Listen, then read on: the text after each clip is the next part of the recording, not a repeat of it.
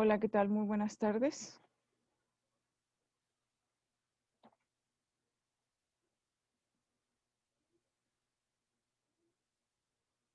¿Se escucha? Buenas tardes.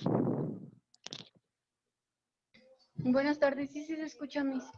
Bien, gracias.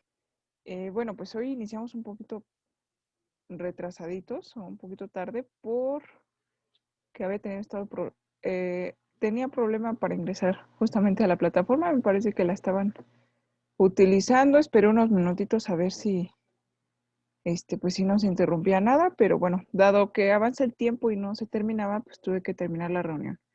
Entonces, para comenzar nuestra sesión clase, justamente de cada miércoles.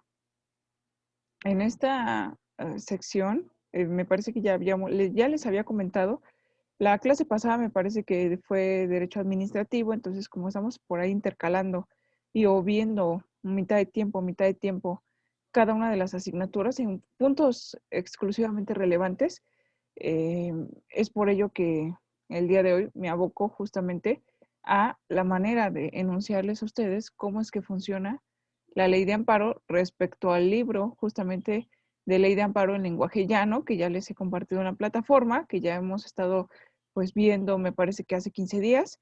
Entonces, pues aquí en este sector, en esta sección en particular, menciona elementos relevantes de la nueva ley de amparo. Recordando que, bueno, pues si hacemos un poquito de memoria, este libro de, obviamente, ley de amparo o la nueva ley de amparo, por ahí en cuanto a su reforma, principalmente respecto a los derechos humanos y a cómo abordar justamente estas, estos medios de protección, estas garantías protectoras de los derechos humanos en cuanto a, eh, obviamente, pues principalmente la Constitución, tuvo que haber una reforma en la Constitución y evidentemente de la Constitución pues nacen y se desprenden todas aquellas otras reformas. La ley de amparo pues tardó por ahí de 2 años todavía en reformarse y adaptarse justamente a los cambios constitucionales. Respecto a ello, se estableció este libro que me parece bastante común, bastante bueno, común para cualquier persona gobernado, que en realidad va encaminado a todas las personas tenemos garantías, todas las personas tenemos justamente una serie de derechos que necesitamos poder aplicar, exigirlos, desafortunadamente a veces no es tanto exigirlos, en juicio de amparo y en derecho administrativo he estado haciendo énfasis en que las autoridades, cualquiera que sean sus funciones, tienen la obligación de proteger, garantizar, promover los derechos fundamentales. Desafortunadamente no se aplica, digamos que un 100% así, ni siquiera puedo decir un porcentaje en el cual se puede aplicar porque hay un sinnúmero de instituciones públicas en las cuales pues se emplean ciertas leyes que desafortunadamente luego no respetan ciertas garantías, no los promueven y al contrario, ¿no? Pueden llegar a afectar incluso esos derechos. Entonces el juicio de amparo, conocido como medio de control constitucional, conocido también como juicio de garantías, tiene una de las funciones principales que ya las estuvimos analizando, que es justamente tratar de darle la mayor protección a una persona, a un gobernado cuyo derecho haya sido violentado. Miren, respecto a ello, voy a dejar una actividad en plataforma que me parece no la había dejado, o no sé, la reviso si ya la había dejado, porque hay una serie de tareas precargadas en plataforma que ya también algunas están evaluadas, respecto a algo que se denomina fórmula Otero. En síntesis o en grandes rasgos, podemos concluir que me parece que la fórmula Otero no es protectora, aunque aplica en el juicio de amparo. La fórmula Otero, que obviamente el nombre se deriva del apellido del autor, de quien obviamente pues se implementó, mm, es respecto a que el derecho de petición debe ser evidentemente pues un requisito sine qua non eh, de protección de garantías. Esto se traduce en lo siguiente. Si yo, por ejemplo, me amparo contra una ley ojo con esto, contra una ley que me está causando un agravio, evidentemente, pues estoy ejerciendo el derecho de petición que se exige en el juicio de amparo, ¿no? No se aplica automáticamente, entonces esa es la parte principal. Ok, se hace un estudio, probablemente se determine la violación de ciertos derechos y o garantías hacia mi persona, entonces la protección solamente saldría hacia mi persona. ¿Qué pasa con todas aquellas personas que también les afecta la ley? Esa ley en específico que vamos a suponer, o fue una reforma, un artículo, algo en específico que me esté causando agravios, pero no solamente a mí, sino a un grupo de personas. Sin embargo, bueno, pues es una cuestión en donde cada uno, por decirlo de alguna manera, tiene que iniciar o tendría que iniciar su juicio, ¿no? Aunque fuese declarado, obviamente, pues el amparo, el amparo de la justicia federal hacia el quejoso o la quejosa, en este caso yo como persona que promueve el amparo, no significa que a todas aquellas personas que también les pueda causar ese mismo agravio, les, les llegue esa protección constitucional, ¿no? Entonces, es ahí donde pues me parece que no es tan eh, proteccionista de ciertos derechos, el juicio de amparo, me refiero al juicio de amparo, ¿no? Pero bueno, en fin, es uno de los principios que hay que, pues, que nos quede claro, ¿no? Respecto a cómo funcionan las prerrogativas y con prerrogativas también estoy incluyendo el acceso a la justicia, aunque el acceso a la justicia es un derecho humano, es un derecho fundamental, que obviamente la diferencia, ya sabemos, radica un derecho humano reconocido justamente en los tratados internacionales, en las cortes interamericanas, en donde obviamente pues México también es parte y en las que no es parte también se reconoce un catálogo universal de derechos humanos. Ahora, los derechos fundamentales pues son aquellos en los justamente donde México sí es parte de esos tratados internacionales protectores de derechos humanos y en la Constitución, ¿no? Los que reconocen, no otorgan, reconocen y salvaguardan esos derechos humanos. Entonces, de ahí radica esa pequeña línea de diferencia, ¿no? Pero aunado a ello, justamente, pues todos aquellos derechos nos implican un acceso a la justicia, un derecho humano, un derecho fundamental, que viene bien establecido en la Constitución, pero que desafortunadamente, repito, es algo que es, desafortunadamente, pues tenemos que promover por derecho propio, ¿no? Entonces, con la salvedad de los menores de edad, por ahí también, que tienen a sus representantes legales para que puedan ejercerlo pues, a través de ellos, ¿no? Que son quienes ejercen la patria potestad. Obviamente hay excepciones a la regla, ¿no? Las personas morales, por supuesto, al ser una organización constituida por la ley mercantil ya implica que incluso hasta una sola persona puede constituir la especie de sociedad se denomina sociedad por acciones simplificadas, donde una sola persona puede constituir esa sociedad, pero en realidad todas las demás especies de sociedades mercantiles, sociedades civiles, asociaciones civiles necesitan y requieren mínimo dos. Obvio, cada especie de sociedad pues va a indicar el requisito mínimo. Por ejemplo, la cooperativa que tiene hasta la sociedad cooperativa, que es un tipo de especie de sociedad mercantil, tiene pues un requisito también de mínimo 5 personas. Si es financiera, me parece que es de 15 personas. Bueno, pues salvo este tipo de personas eh, jurídico colectivas o personas morales, también necesitan un representante legal, no una persona que vea y vele por sus derechos, porque nadie dice que también no se le puedan vulnerar los derechos a una empresa, no a una sociedad civil. Entonces, dado ello, que sabemos que casi todo, yo creo que toda regla del derecho tiene su excepción, hay que velar, buscar y tratar de proteger también esas excepciones. Pero bueno, ¿cómo funciona el amparo en general? Sabiendo y recordando propiamente el tema del amparo, pues tenemos, aquí menciona este libro de Ley de Amparo en Lenguaje Llano. Imaginemos, por ejemplo, un grupo de personas, entre ellas una persona denominada Guillermina, que va caminando por la calle rumbo a un concierto, llevan unas invitaciones impresas que entregan a quienes quieran recibirlas y también ofrecen el Nuevo Testamento. Entonces, creo que esto ya lo había leído. En un auto de la Policía Municipal se detiene donde estaban y le pregunta a Guillermina si tiene un permiso municipal para distribuir los folletos en vía pública. Guillermina no tiene la menor idea de que se necesitan permiso y así se los comunica. Acto seguido, es detenida por haber cometido una infracción a este requisito que se encuentra establecido por el reglamento municipal, que también se conoce como bando municipal, ¿no?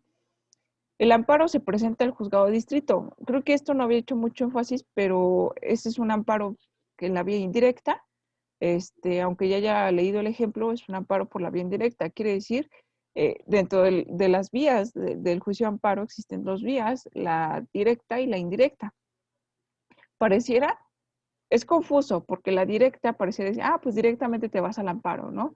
Sin mayor escala, sin aterrizar a ninguna otra autoridad, más que el amparo.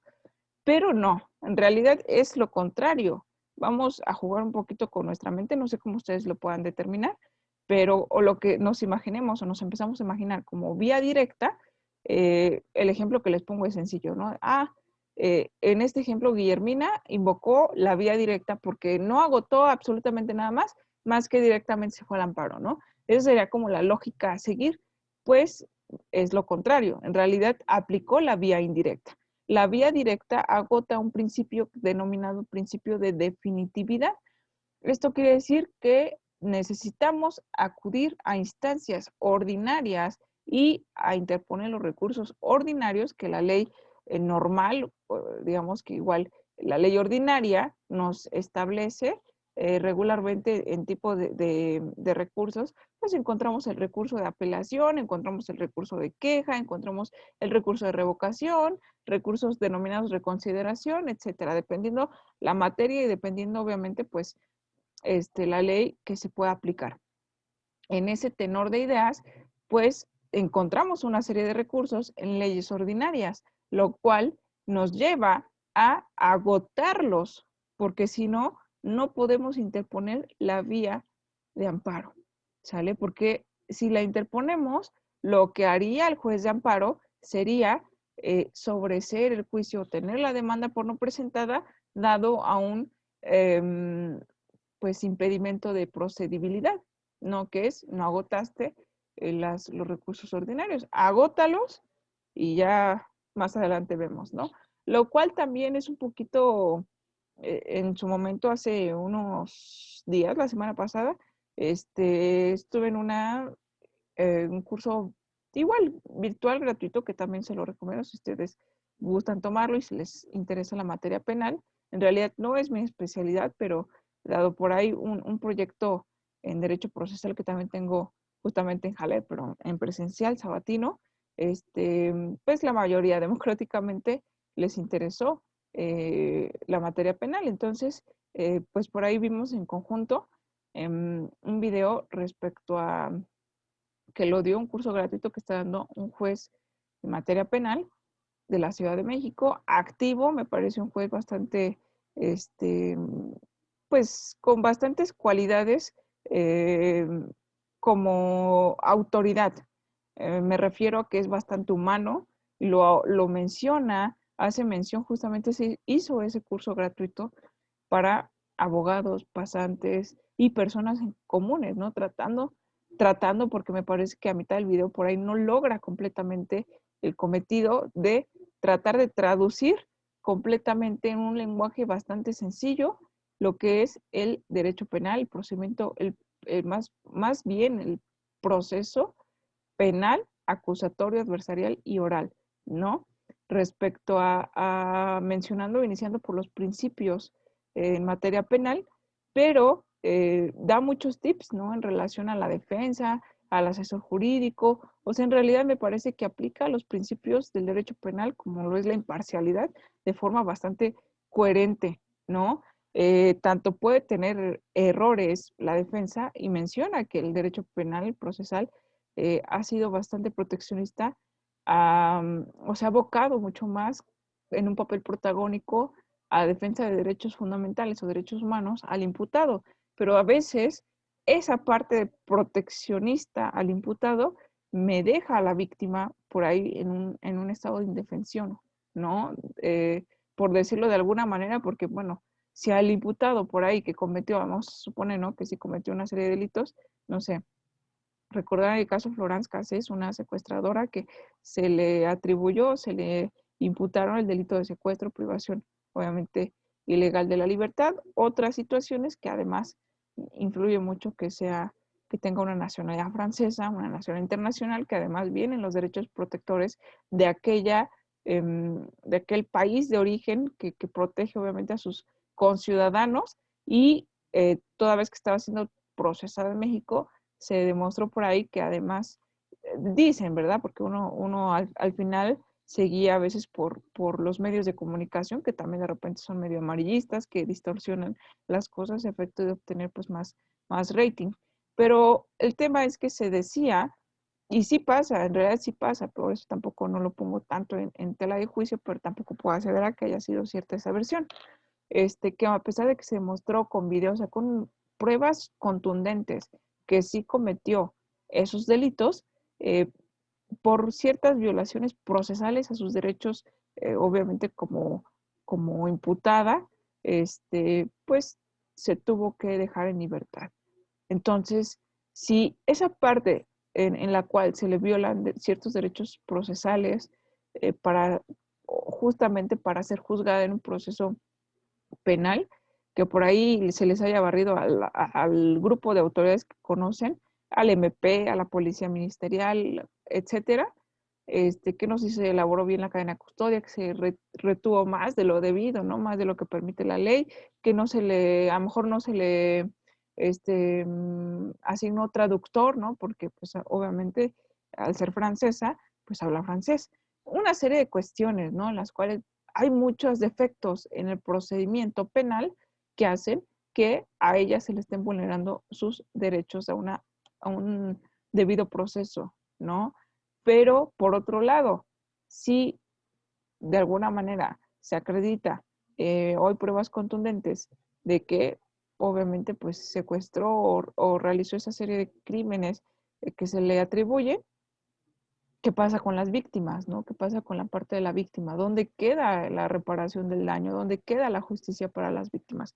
Entonces, bueno, ese es un ejemplo de tantos otros que podemos mencionar, pero prácticamente pues es así, creo que es bastante crudo a veces el tema del derecho penal, pero se ha reformado afortunadamente, pero desafortunadamente por otro lado, a veces pues los abogados no podemos hacer o nos sometemos mucho a la autoridad en el tenor de que pues lo que el Ministerio Público establezca, lo que el juez me diga, aunque el juez me regañe en audiencia, dejamos pasar ese tipo de cuestiones que entorpecen lo que debería ser el derecho penal, ¿no? Y lo que los motivos, la exposición de motivos por la que el legislador, pues de alguna manera cambió el proceso penal, ¿no? Entonces, existe algo aunado a todo esto que me parece también importante decírselos, que es el derecho disciplinario. El derecho disciplinario obliga a los servidores públicos y también los sanciona, ¿no? Los sanciona en el momento en que no actúan como deben de actuar acorde a sus leyes orgánicas en cuanto a sus protocolos establecidos para la defensa, justamente todo esto, ¿no? Para la defensa, protección, promoción de los derechos y garantías de las personas y que no cometan ese tipo de violaciones procesales, ¿no? Entonces, y existen también los recursos, existen una serie de cuestiones en donde el derecho disciplinario, que pues parte importante del derecho administrativo, ahí me parece también importante, es una rama que se desprende porque a la gran administración pública también se le puede sancionar, pero si no, si nosotros operadores del derecho no lo ejercemos, desafortunadamente pues no hay quien eh, vaya ni siquiera, como decirlo, ¿no? Una especie de demanda, que demanden, que apliquen esos recursos establecidos en la ley, ¿no? Entonces, mencionaba este juez que se llama Ángel Atrainstein, tiene su canal de YouTube, Defensa, no recuerdo, lo subo en plataforma, por ahí si les interesa, o en una pequeña carpetita en el apartado de recursos, su canal, Defensa de los Derechos Humanos, algo así menciona su canal, y pues su nombre es Ángel Aaron Atrainstein. Entonces, es un juez activo y pues en realidad menciona muchas pautas del derecho procesal penal. A lo que voy justamente con toda esta situación es que en ocasiones pues se nos trata de facilitar todo el conocimiento, incluso de cómo funciona el juicio de amparo, y que todas las personas tengan yo creo que ese mínimo grado de noción respecto a sus propios derechos y las garantías que pueden ejercer, ¿no? Por instancia propia, por derecho propio, pero que no lo hacen a veces, muchas ocasiones no lo hacen porque desconocen que existan este tipo de herramientas, ¿no? A lo mejor sí he escuchado que es el amparo, pero yo, una ciudadana común, pero suena tedioso, suena algo muy, muy, muy enredado y no sé cómo funciona, ni sé a dónde acudir. Seguramente me van a sacar un ojo de la cara y no me van a solucionar nada. Entonces vamos perdiendo, ¿no? Incluso esta parte de, de, de, de dejar justamente pues nuestro derecho, dejar de accionar nuestro derecho de acceso a la justicia, ¿no? Y desafortunadamente pues la autoridad no se va a acercar a nosotros a decir, a ver, ¿cómo estás? ¿Te han violado algún derecho?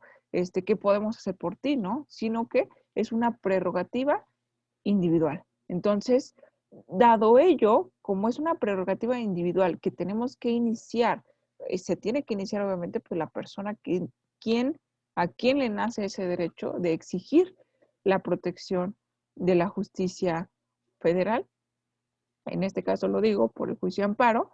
Entonces, hay una serie de requisitos en las dos vías en donde, por un lado, podemos estar hablando de un juicio de amparo directo, porque vamos a suponer, ¿no? Si me pide un ejemplo, en un juicio ordinario, civil, me siento que hay una violación procesal en la valoración de pruebas por parte del juez, ¿no? Del juez ordinario. Entonces, si hay una violación importante que se traduce en la sentencia que me desfavorece, entonces la ley ordinaria me da los recursos para poder impugnarla, que vamos a suponer que es la segunda instancia, que es la apelación, el recurso de apelación, ¿no? La reina de los recursos en realidad, porque insta en un superior jerárquico que revisa justamente pues esos agravios que le habrán cometido al recurrente, ¿no? A quien interpuso ese recurso. Entonces, estoy utilizando lo que la ley ordinaria me está dando, ¿no? Si la sala, que en realidad pues así se denomina, son órganos colegiados, por eso se denomina sala, en el cual pues ya estudiaron el asunto, los agravios, los medios de prueba, el derecho es importante, ¿no? Lo que estemos invocando, donde estemos fundando nuestro derecho de que se nos violó, un derecho procesal, vamos a suponer, que se violó la valoración de prueba y pues desafortunadamente eso se tradujo pues en una sentencia desfavorable, lo cual permitió la apelación y un supuesto, la sala confirma la sentencia. Quiere decir, me sigue causando agravios, es decir, le da la razón al juez de primera instancia y dice, sí, tuvo razón por estos motivos. Entonces se desestima, ¿no? El recurso o es inoperante o es infundado, como lo exprese, ¿no? Pero prácticamente lo que te están diciendo es que no tienes razón en tu dicho. Vamos a suponer ya en segunda instancia me sigue causando agravios. Entonces, pues ahora sí, de forma directa, es como directamente me voy al amparo. ¿Por qué? Porque tengo que agotar esos recursos, ese principio de definitividad, ir agotando los recursos ordinarios. En cambio, eso es una violación importante a mis derechos, pero si es una violación de verdad fundamental, en el cual si dejo transcurrir el paso del tiempo, puede que pues ya sea irreparable, de irreparable daño, entonces para eso tengo la vía de amparo indirecto. O sea, no me tengo que agotar o esperar cuántos meses en poder instar de forma ante un juez y esperarme los recursos ordinarios y esperarme la sentencia de la apelación o el recurso que exista para poder llegar hasta el amparo. Es un camino, la vía directa es un camino bastante largo, ¿no? En donde tengo que hacer diversas paradas. ¿no? Es como si lo dijera, el amparo directo es como si tomas una combi y pues te tienes que echar toda la ruta de la combi para llegar a tu destino. Y dices, no, ¿sabes qué? Es que si me chuto toda la ruta de la combi, voy a llegar media hora tarde, ¿no? Y a veces pierdo mi cita. Entonces esa cita, pues, esa cita es muy importante porque a lo mejor es una cita médica, ¿no? Me la van a reagendar hasta 3 meses y yo de verdad me siento mal. O es importante atenderla, ¿no? En cualquier aspecto. Entonces, decir, ¿sabes qué? Mejor tomo pues un poco la vía rápida, que puedes ir, pido un Uber, ¿no? Un taxi, en el cual pues ya no me tengo que chutar todas las paradas de la combi para poder llegar a mi destino, sino que directamente pues ya agarro lo más rápido que encuentre, ¿no? Que es un taxi, un Uber o de cualquier otra aplicación. Prácticamente el taxi estaría haciendo, en este ejemplo, tal vez burdo, pero me parece que se puede traducir y entender mejor en el amparo indirecto, ¿sale? Entonces, no me tengo que esperar más porque si me espero más, pierdo la cita, ¿no? Y si pierdo la cita, ¿ya para qué? Este, ¿Para qué todo el esfuerzo del traslado, ¿no? Entonces, en este caso, a la señora Guillermina, en este caso en particular, que viene aquí, Guillermina se niega a pagar la multa, pues le parece que esta disposición del reglamento municipal viola sus derechos, especialmente su libertad de expresarse y su libertad de compartir sus ideas. A través de su abogada presentó una demanda de amparo contra el reglamento municipal. Repito, puede ir contra leyes, contra autoridades, etcétera, ¿no? Contra el reglamento municipal y contra las autoridades que ejecutaron esa disposición, que en realidad, bueno, a lo mejor los policías tenían esa orden, ¿no? Esa facultad, porque su fundamento era el reglamento. No tenías permiso, entonces, este, has cometido una infracción. Eh, los policías ejecutaron, ¿no? Las autoridades ejecutaron esa disposición al detenerla e imponerle una multa. Entonces, aquí en el recuadro Mario menciona, este amparo se presenta ante un juzgado de distrito. Regularmente la vía de amparo indirecto se presenta ante el juez de distrito, que es la autoridad federal competente. Hay que buscar, obviamente, no es lo mismo presentar un amparo directo que presentar un amparo indirecto. ¿Sale? Ahí hay distintas autoridades a las que se dirige, ambas son autoridades federales y ambas, obviamente, pues se van a regir por la ley de amparo y tienen distintos requisitos de procedencia, ¿no? Procedibilidad. ¿Para qué? Pues los vamos más adelante estableciendo pues de forma más profunda.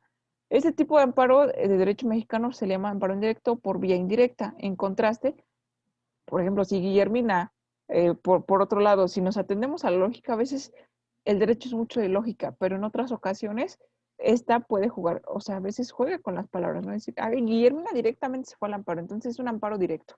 No, aquí nos está diciendo que presentó la vía indirecta, por lo que les comento, ¿no? Acuérdense la combi, acuérdense el taxi, y por ahí la combi tiene que hacer paradas forzosas, que es, vamos a suponer que las paradas forzosas son los principios de definitividad, ¿no? Los recursos ordinarios, el recurso de apelación, y te tienes que esperar un tiempo prudente. Pero si Guillermina se espera, pues ya pagó la multa, ya la restaron 30 y tantas horas o 70 y tantas horas, entonces pues ya, ¿cómo le vamos a reponer luego sus derechos a Guillermina? Por eso, ¿sabes qué? La vía rápida fue el amparo indirecto. En contraste, el amparo directo es aquel que se presenta en contra de una sentencia que pone fin a un juicio, ya sea penal, civil, familiar, laboral o administrativo.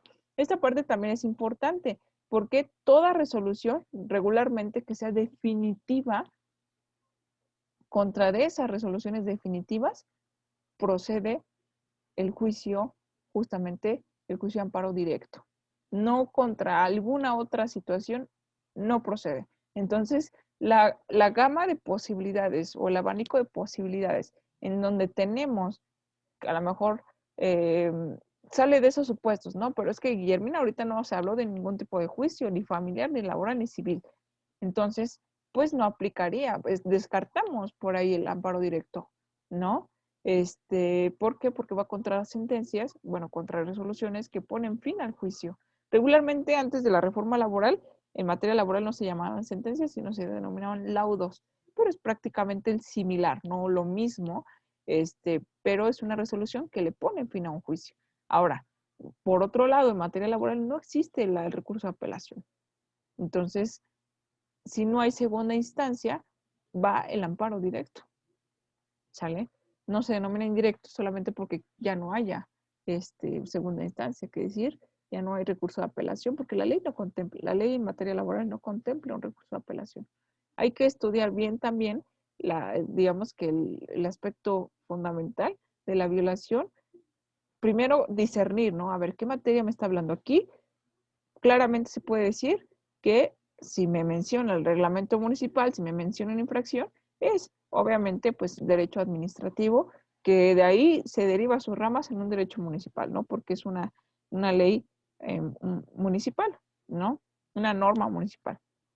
No es una ley, perdón, es un reglamento municipal, entonces una norma municipal. A partir de la presentación de la demanda de amparo, cada persona que participa en el procedimiento legal recibe un nombre, por ejemplo, quejoso. A Guillermina, quien presenta la demanda de amparo ante el juzgado, se le denomina quejosa o parte quejosa. No es por, la verdad, detrimentar a la persona que interpone el amparo, ¿no? O decir, es que se queja mucho, ¿no? Es muy quejoso. No, en realidad ese es un lenguaje llano que nosotros utilizamos a lo mejor de forma social, ¿no? Decimos,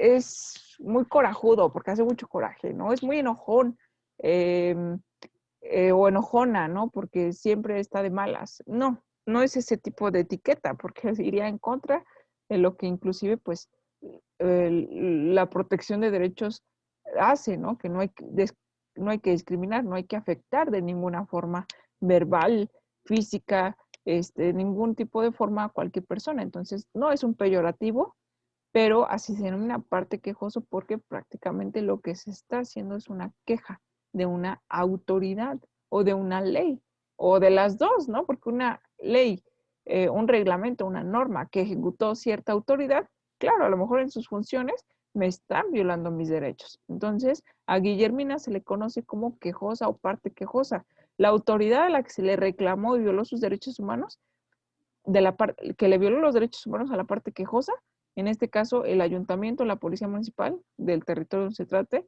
entre otros, son las autoridades responsables. Por eso lo subraya y lo pone en negritas, porque son las partes del juicio de amparo, para que vayan ustedes también tomando nota y discerniendo cuáles son las autores, perdón, las partes en un juicio de amparo. Ok, ya me dijeron que Guillermina presentó una demanda ante el juez de distrito, una demanda de vía de amparo indirecto. Ok, ya me queda claro. Vía de amparo indirecto, juez de distrito. Para todo hay una excepción a la regla, si es que a veces hay que aprendernos la fórmula o la regla general, pero más adelante ustedes van a aprender por sí o con ayuda, pero a discernir excepciones a las reglas generales. Eso sí que les quede muy claro, ¿no? Porque, es que usted me dijo que solamente ante esta autoridad, que solamente, sí hay reglas generales que se aplican en el derecho, pero también hay una serie importante de excepciones, ¿no? Y que inclusive vienen establecidas en la ley.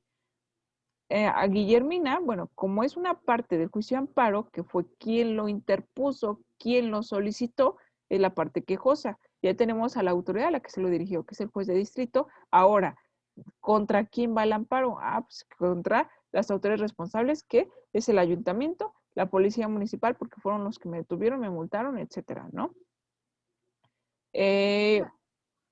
Una pregunta. Dime.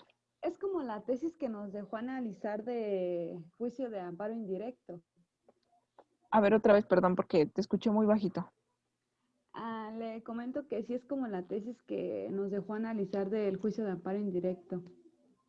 A ver, ¿me puedes recordar, porfa? Sí, es de...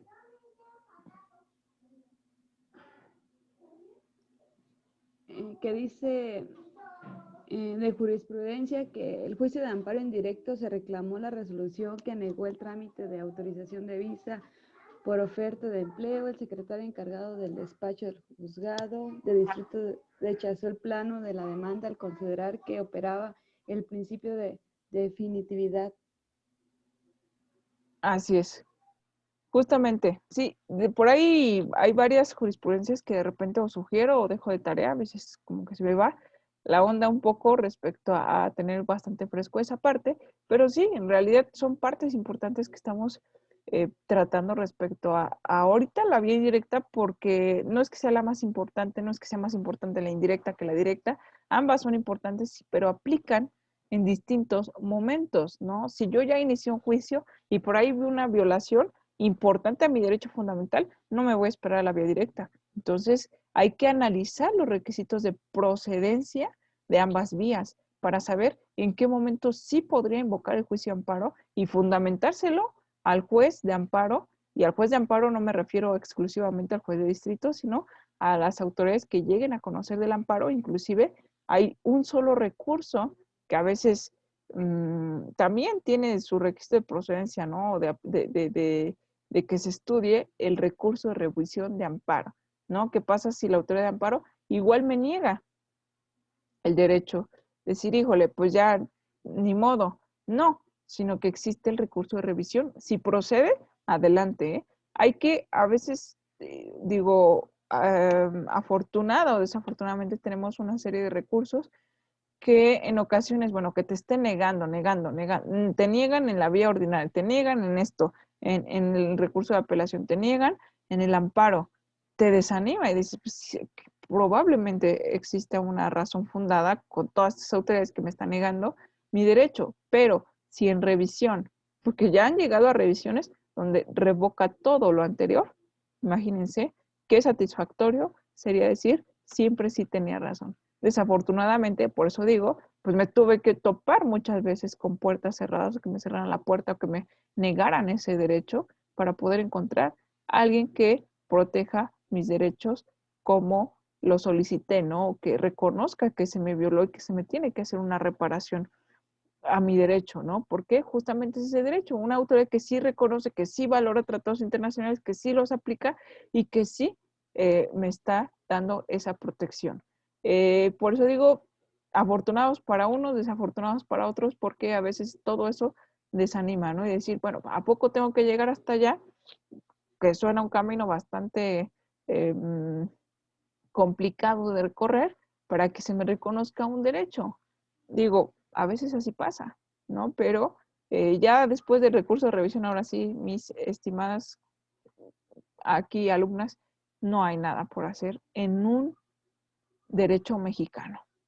Hay quienes han acudido a la corte, a cortes internacionales, y sí se puede, pero tomando en consideración el principio de soberanía en México, implica la soberanía, es la autodeterminación plena. México se rige por sus propias normas, por sus instituciones, por esto. Entonces, lo que pueden ser cortes interamericanas es, bueno, también depende de si hay tratados firmados por México, pues México por ahí también los tendría que cumplir, porque el tratado es un pacto internacional, ¿no?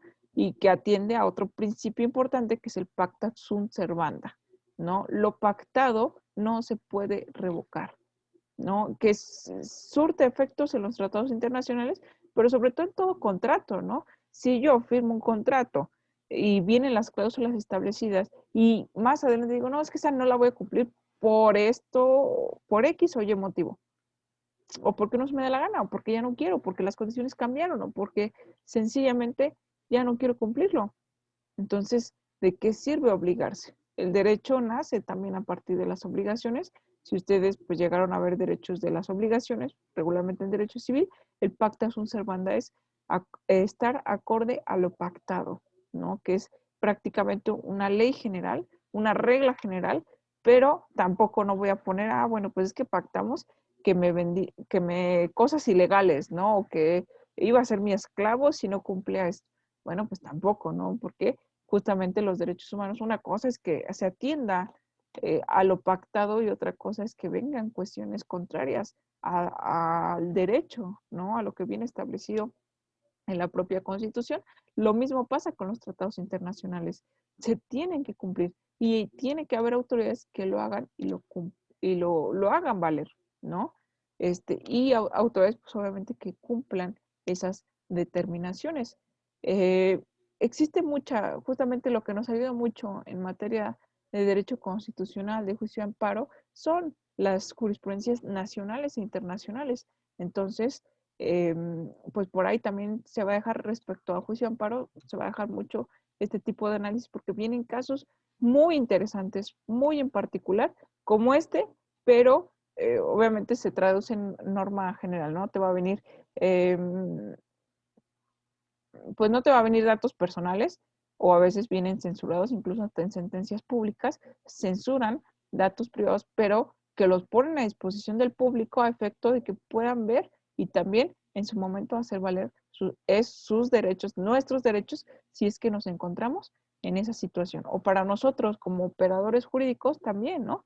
Revisar si alguien te llega y te dice, oiga, abogada, ¿qué pasa si me pasó esto, esto y esto? Empezar a maquinar cómo sería su defensa, ¿no? Empezar a identificar la materia, el ramo, lo que me está diciendo es una violación fundamental a un derecho humano, puedo invocar el juicio de amparo indirecto o me voy y me aboco mejor a un recurso ordinario, pues a tratar de ver la estrategia que mejor acompañe y proteja, obviamente, pues a las personas que está acudiendo a nosotros, ¿no? Previo que obviamente se haya aceptado llevar esa representación. Sí, con todo y honorarios, ¿no? Incluso lo digo de esta manera porque, o que sea nuestro familiar, ¿no? Que decir, o por una situación apoyando una fundación, ¿no? Que no haya prácticamente recurso económico de por medio, pues existen, ¿no? Diversas maneras de poder llegar justamente las herramientas de justicia a los justiciables o a nosotros mismos que podemos ser justiciables, ¿no? Porque también que conozcamos o que nos licenciemos en derecho no implica pues que, bueno, tienes por ahí como un escudo protector, ¿no? De que no te sucedan, que no te violen tus derechos humanos, no, también, a veces no desconocen, ¿no? En ese tipo de cosas, pero el conocimiento también puede llegar a ser importante respecto a eh, conocer plazos, tiempos, términos, métodos, herramientas para aplicar justamente los recursos ordinarios y o extraordinarios que la ley, la Constitución, tratados ponen en las manos de las personas para que las hagan valer, ¿va? Entonces, bueno, pues les dejo, sé que empezamos un poquito tarde, pero les dejo un poquito de material respecto a otras jurisprudencias interesantes. Este canal de este juez, si ustedes no sé qué materia les interese, pero si es materia penal, bueno, pues lo ven. Además, no va a ser obligatorio, no va a ser una actividad como tal, sino solamente es para que ustedes vayan profundizando en lo que a ustedes pues más les interese, ¿no? Porque el amparo puede aplicar en cualquier materia, ¿va? Entonces, nada más una preguntita final. ¿Se entendió? Y bueno, respecto a lo que ustedes han hecho en sus actividades o lo que han investigado y obviamente también a lo que expliqué por ahí, más o menos, tal vez no que me digan, sí, ya quedó bastante claro y si me hace una pregunta de examen en este momento que me valga la calificación, se la respondo bien, con certeza, no tan así, pero quiero que vayan disipando sus dudas respecto a más o menos la diferencia que se entienda entre el amparo directo y el amparo indirecto. O todavía falta para poder ver en clases subsecuentes. ¿Sí quedó muy claro, más o menos? Ustedes indíquenme. Por mi parte sí quedó claro, maestra. Ok. Ame. Sí, Miss, igual me quedó claro, Miss. Perfecto. Entonces, bueno, para continuar, eh, justamente con esta parte, ya abocándonos ahora sí, yo creo que la próxima sesión clase, por cuestiones de tiempo, a la ley de amparo y a los requisitos de procedencia en ambas vías, ¿va? Para que se nos quede más claro, apoyados de tesis aisladas, pero sobre todo las jurisprudenciales que son o precedentes obligatorios, que son justamente de observancia obligatoria para las autoridades, ¿no? Las tesis aisladas, bueno, pues son como una sugerencia, pero las autoridades no están obligadas a, pues, a pasarlas, ¿no? A tomarlas en cuenta para sus determinaciones.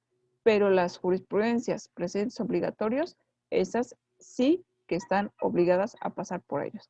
Entonces, bueno, pues Que tengan una excelente tarde, una excelente mitad de semana. Nos vemos la próxima semana. Que estén muy bien. Cuídense mucho. Gracias, Miss, igualmente. Gracias, Hasta luego. maestra.